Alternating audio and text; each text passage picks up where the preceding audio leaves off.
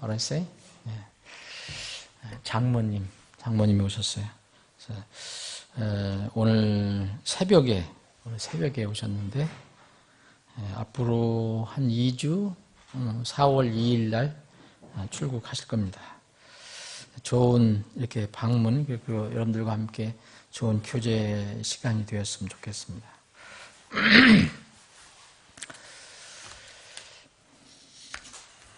말씀 나누고 계속 기도하는 시간 갖겠습니다. 자, 요한복음 15장을 계속 봅니다. 요한복음 15장 21절부터 보겠습니다. 지난주에 20절까지 살펴봤는데 연결되는 내용들이기 때문에 제가 그럼 한 절을 중복해서 읽고 시작하겠습니다. 내가 너희에게 말하기를 종이 자기 주인보다 크지 못하니라 하였음을 기억하라. 그들이 나를 핍박하였으면 너희도 핍박할 것이요 내 말을 지켰으면 너희 말도 지키리라. 21절입니다. 그러나 그들이 내 이름으로 인하여 모든 일을 너희에게 행하리니 이는 그들이 나를 보내신 그분을 알지 못하기 때문이라. 내가 와서 그들에게 말하지 아니하였더라면 그들에게 죄가 없었으려니와 지금은 그들의 죄를 가려줄 것이 그들에게 없느니라. 나를 미워하는 자는 내 아버지도 미워하느니라.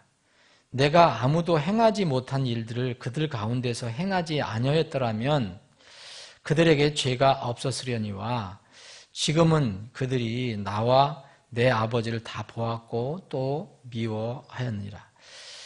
그러나 이것이 일어난 것은 그들의 율법에 기록된 바 그들이 까닭 없이 나를 미워하였나이다 한 말씀이 성취되게 하려 함이라. 마지막 두 절은 이게 좀 우리가 더 깊이 생각해 볼 부분이 있기 때문에 오늘은 여기까지 25절까지 한번 살펴보겠습니다. 이 내용을 여러분들 기억하기 위해서 어떤 제목을 달고 싶습니까? 저는 하나님의 심판을 피할 수 없는 불신자들이라는 제목을 달아봤습니다. 왜 세상이 예수 그리스도를 미워할까? 이 말씀에 의하면 22절, 23절 말씀에 의하면 그리스도의 말씀 때문에 미워합니다. 하나님의 말씀은 예수님께서 전하신 하나님 말씀은 모든 것을 드러내고 숨겨주지 않기 때문에 그렇습니다. 그래서 사람들이 본성상 자기의 어떤 그 얻은 부분에 있는 부분을 드러내는 것을 좋아하지 않습니다. 아담이 죄를 범하고 아담과 이브가 죄를 범하고 어떤 태도를 취했는지 여러분 상기해 보십시오. 그들은 자꾸 하나님의 낯을 피해서 숨으려고 했습니다. 그러나 성경 말씀은 사람들 있는 그대로를 적나라하게 밝혀냅니다. 이 말씀을 기억하게 하는 성경 구절이 있는데 히브리서 4장 12절 13절 보면 예수님 곧 말씀이 우리를 사람들을 아주 낱낱이 드러나게 합니다. 그러니까 적나라하게라고 표현할 수가 있습니다. 곧 그냥 헐벗은 것처럼 그냥 다 드러나게 한다. 말씀이. 그래서 우리가 말씀 앞에 서면 아무것도 숨길 것이 없습니다. 빛이신 하나님 앞에 숨겨지는 것은 아무것도 없습니다. 빛이신 하나님 앞에 어둠은 절대 존재할 수 없습니다. 그래서 사람들이 이 빛이신 하나님 말씀, 예수님의 말씀을 이제 들을 때마다 그것을 싫어하기 때문에 이 예수 그리스도를 미워합니다. 두 번째로 그리스도께서 하시는 일 때문에 세상은 그리스도를 미워한다고 말씀을 해주시고 계십니다. 24절 보면 내가 아무도 행하지 못한 일들을 그들 가운데서 행하지 않았더라면 그들에게 죄가 없었으려니와 지금은 그들이 나와 내 아버지를 다 보았고 또 미워하였느니라. 자, 하나님의 말씀, 예수 그리스도의 말씀 때문에 미워하고 또 하나는 그들이 예수 그리스도를 그때 미워한 이유는 이 세상은 그리스도를 미워하는 일 중에 하나가 바로 예수님께서 하신 일 때문에 그렇습니다. 요한복음 우리가 14장을 우리가 공부했을 때 그것을 살펴봤는데, 이 사람들이 예수 그리스도를 안 믿으려고 할 때 정말 아버지와 내가 하나라는 것을 너희들 왜 못 믿느냐, 그러면 이제 그렇게 믿지 못한다면 그 말을 못 믿겠다거든 그 일들로, 내가 한 그 일들로 인하여 나를 믿으라 그랬습니다. 아버지께서 내 안에서 일을 하신다. 그래서 그 일들로 나를 믿으라고 말씀하셨습니다. 예수 그리스도의 일은 하나님의 일입니다. 요한복음 5장에 보니까 우리가 그것을 공부해 봤는데, 예수님께서 요한복음 5장 19절에 보면 이런 말씀을 하십니다. 그때 예수님께서 그들에게 응답하여 이르시되 진실로 진실로 내가 너에게 이르노니 아들은 자기가 아버지께서 하시는 것을 보는 것 외에는 아무것도 스스로 할 수 없느니라. 그분께서 무슨 일을 하시든지 이것들을 아들도 그와 같이 하느니라. 바로 예수님께서 아버지의 일을 하기 때문에 세상은 예수 그리스도를 미워합니다. 근데 예수님께서 하시는 일을 우리에게 맡겨주셨다고 얘기했습니다. 요한복음 14장 우리 공부했을 때 보면 너희들은 내가 한 일들보다 더 큰 일들을 앞으로 할 수 있을 것이다. 요한복음 14장 10절 보니까 또 이것들보다 더 큰 일들도 하리니, 내가 행하는 그 일들을 너희들이 할 것이고 또 이것들보다 더 큰 일들을 하리니 이는 내가 아버지께로 가겠답니다. 예수님께서 가신 뒤에 우리에게 이런 일을 맡겨주셨습니다. 그래서 우리는 주님께서 맡겨주신 그 일을 저희들 최선을 다해서 부지런히 해야 합니다. 우리가 조금 전에 찬양을 드린 것처럼 정말 이 광음, 휙 지나가는 빛과 같은 이런 세월, 시간을 주를 위해서 잘 활용해야 합니다. 시간은 우리 앞에 영원히 있지 않습니다.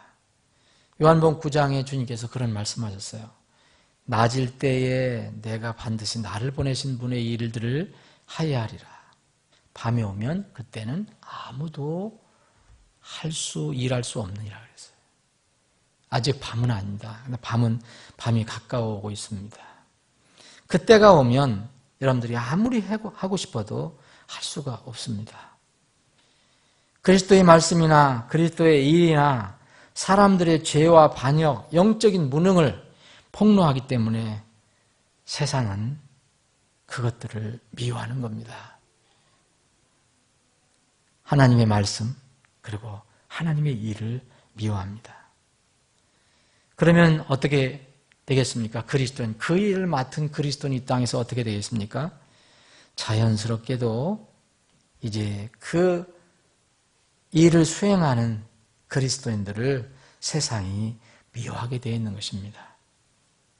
그리스도인데도 그리스도의 말씀을 전하지 않고 그리스도의 일을 하지 않으면 우리는 절대로 세상의 미움을 받지 않습니다. 여러분, 그리스도인 하면서 입 하나 뻥끗하지 않고 세상에서 아무것도 아닌 것처럼 세상과 더불어 살면 결코 세상이 여러분들을 미워하지 않습니다. 그들이 우리를 미워하는 것은, 세상이, 마귀가 우리를 미워하는 것은 우리가 주님의 말씀을 전하고 주님의 일을 하기 때문에 그렇습니다. 여기 25절에 보니까 주님께서 그들이 까닭없이 나를 미워하였나이다 이런 말씀하셨습니다. 까닭없이 주님을 미워했다고 했습니다. 어떤 정당한 이유 없이 세상이 주님을 미워한다는 뜻입니다. 이 말씀은 여기 25절에 이렇게 기록되어 있는 것처럼 이게 인용문입니다. 구약에 있는 말씀, 정확히는 시편 35편 19절에 그리고 69편 40절에 있는 그 69편 4절에 있는 말씀을 그 한 부분만 따와서 기록을 한 것입니다. 이 두 시편은 시편 기자 다윗입니다. 다윗이 기록했는데 예수님이 이 땅에 오시기 전, 성육신 하시기 전에 약 1000년 전에 다윗은 이렇게 고백했습니다. 다윗은 하나님의 감동으로 이 글을 쓰면서도 자신이 무엇을 얘기하는지, 앞으로 미래에 무슨 일을 고백하는 건지 몰랐겠지만 이제 1000년 후에 있는 예수님의 상황을 고백한 것입니다. 그래서 예수님은 이것을 그대로 인용을 한 것입니다. 누가는 이 누가복음을 기록하면서 바로 우리에게 이런 지혜를 알려주셨어요. 모세율법, 그리고 대언자들의 글, 시편, 이런 것들을 바로 예수님께서 뭐라 하셨냐면 그것은 나에 관한 기록이다. 이런 모든 것들이 성취될 것이다. 예수님께서 직접 하신 말씀을 누가는 기록을 해줬습니다. 누가복음 24장 44절에 보니까 모세율법과 대언자들의 글과 시편에 나에 관하여 기록된 모든 것이 반드시 성취되어야 하리라. 1000년 전에, 예수님 오시기 전 1000년 전에 다윗이 자기 형편에 따라서 기록했던 그 말씀, 그것은 또 먼 미래의 예수님의 그런 어떤 상황이었습니다. 그래서 예수님은 그대로 그것을 인용한 거죠. 예수님은 까닭 없이 미움을 당하셨지만 사실 세상 쪽에서는 예수님을 미워한 이유가 있는 것입니다. 다시 말씀드리면 예수님께서 하나님의 말씀을 전하시고 하나님의 일을 하심으로써 세상의 어둠을 자꾸 밝혀내기 때문에 세상은 미워하는 것입니다. 사랑하는 여러분, 이게 우리가 할 일이라면, 우리에게 이 일을 맡겨주셨다면 우리가 잠시 여기서 우리 한번 살펴볼 필요가 있습니다. 우리가 이때는 살아가면서 세상에서 예수님처럼 까닭 없이 우리가 비판을 받는 것이 많은가? 아니면 그럴 만한 이유 때문에 세상에서 손가락질을 당하는가? 바르게 살면서 세상으로부터 부당한 일을 당하고 욕을 먹으면 우리는 주님의 본을 따라가는 것입니다. 주님께서 그 본을 우리에게 보여주셨다고 얘기했습니다. 그러나 우리가 스스로 잘못함으로써 세상의 비판을 받으면 우리는 주님을 따라가는 것이 아닙니다. 베드로는 이것을 철저하게 깨닫고 베드로 전서를 썼습니다. 여러분 베드로 전서 2장, 3장, 4장 읽어보시면 바로 우리가 이제 정말 세상에로부터 까닭 없이 비판을 받는 거, 욕을 먹는 거, 이것은 우리가 주님의 본을 따르는 것이다. 그러나 우리들이 잘못해서, 우리가 잘못 행해서 비판을 받는 것은 예수님의 길을 따르는 것이 아니라고 얘기했습니다. 그래서 본을 따르자라고 얘기합니다.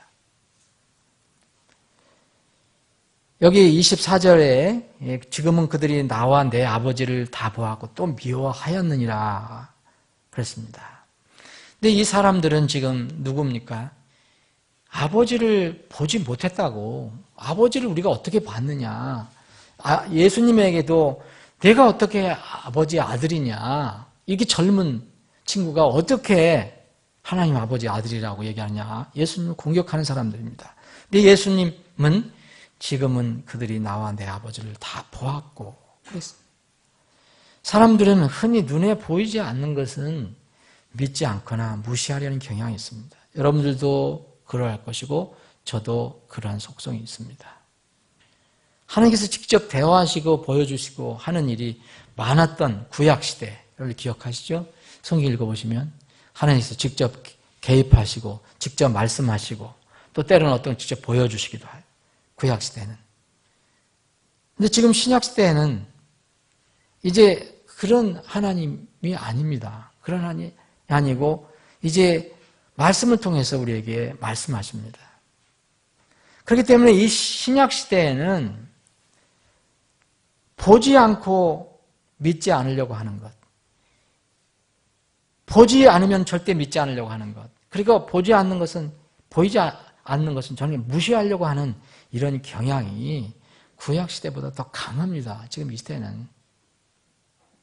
예수님 공생의 당시에도 유대인들은 예수님이 아버지와 하나라는 진리를 믿지 않고 틈만 나면 어떻게 했습니까?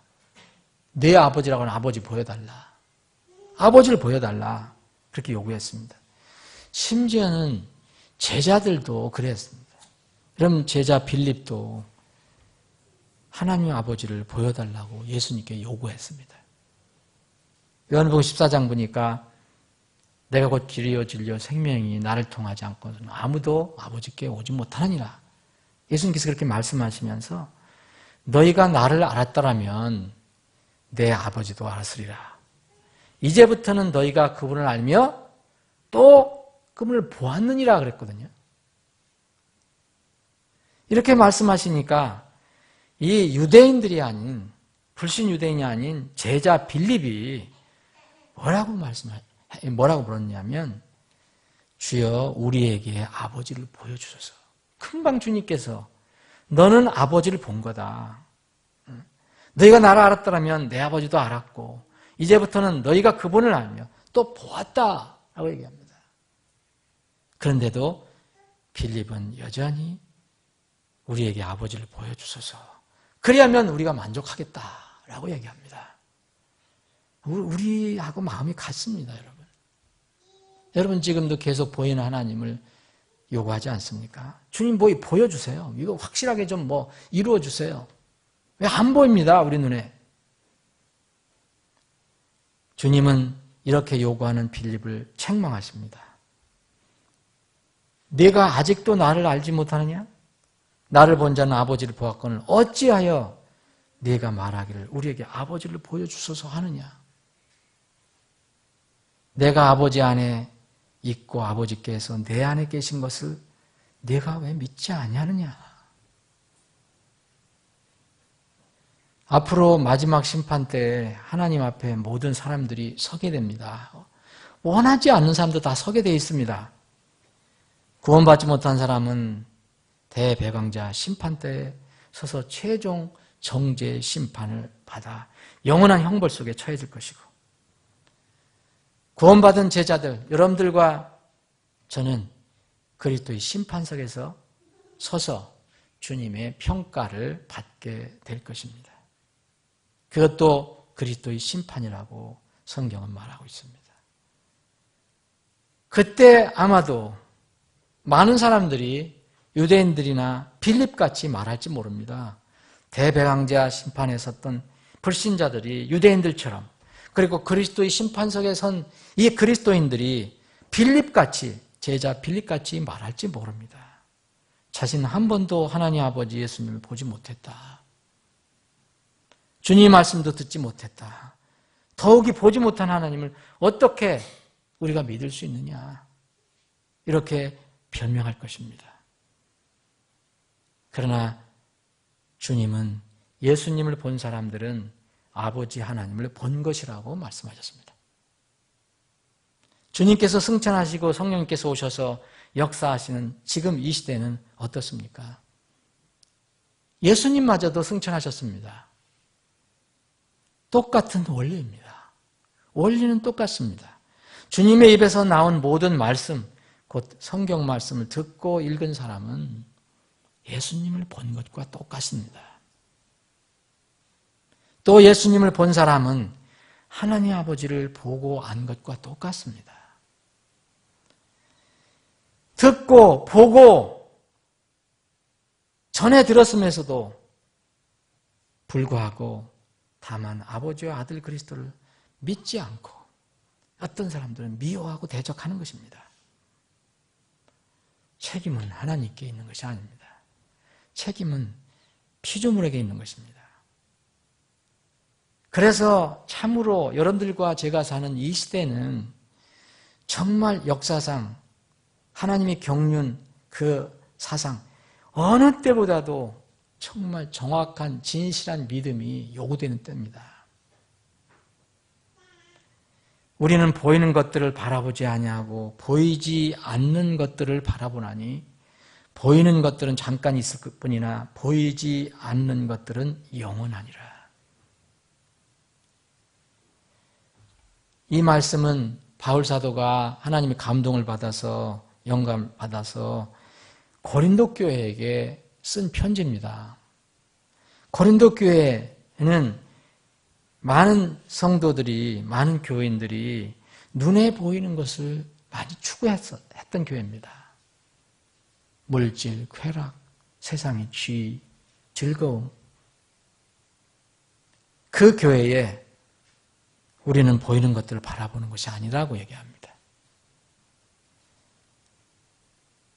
같은 이 고린도 교회에 또 바울 사도는 이렇게 이야기합니다. 우리는 믿음으로 걷고 보는 것으로 걷지 않는다. 그래서 히브리 기자는 이제 믿음은 바라는 것들의 실체요, 보이지 않는 것들의 증거라고 말했습니다. 정말 그렇습니다. 지금은 보이지 않는 아버지, 보이지 않는 그리스도를 어떻게 믿습니까? 성경 말씀을 통해서 믿는 것이 정말 생명의 믿음입니다. 이교도 종교는 무슨 특징이 있습니까? 보여야 믿는 것입니다.